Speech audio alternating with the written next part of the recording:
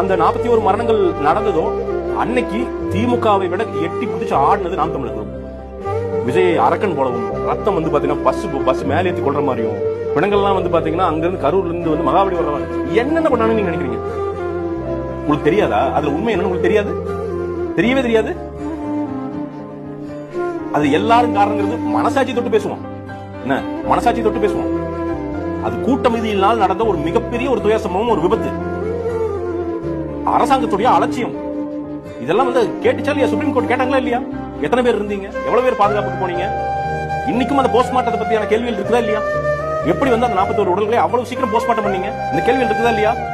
எவனாவது நாம் தமிழர் பேசுறானா? எவனாவது நெஞ்சில வந்து உரம் இருக்கிறான் தமிழங்கிறீங்களா? எவனா ஒரே ஒட்ட அதை பத்தி உட்காந்து பேசுறீங்களா? விஜய் கை நீட்டுறீங்களா? நீங்க விஜய் விட்டுறா. உங்களுக்கு வந்து விஜய் மேல பாக போடாம பிடிக்கல. ஏன்னா 15 வருஷம் குத்த வச்சு உட்காந்துருக்கீங்க. உங்களால டெபாசிட்டே வாங்க முடியல. சரியா? அதனால வேற வழியே இல்ல.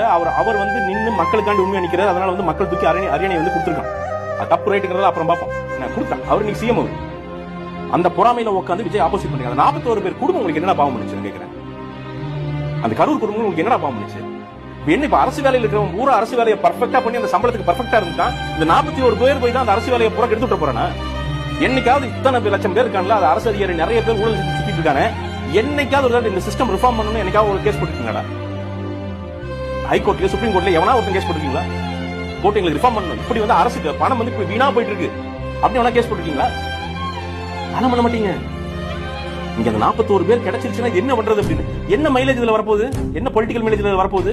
மக்கள் நான் அடி முட்டாள 41 பேருக்கு வந்து வேலை கொடுத்துருந்தேன், கரூர் மொத்தம் தூக்கி அப்படி தாவேக்காக்கு வந்து ஓட்டு போட்டுருவானே, அவ்வளவு அடி முட்டாளன்னு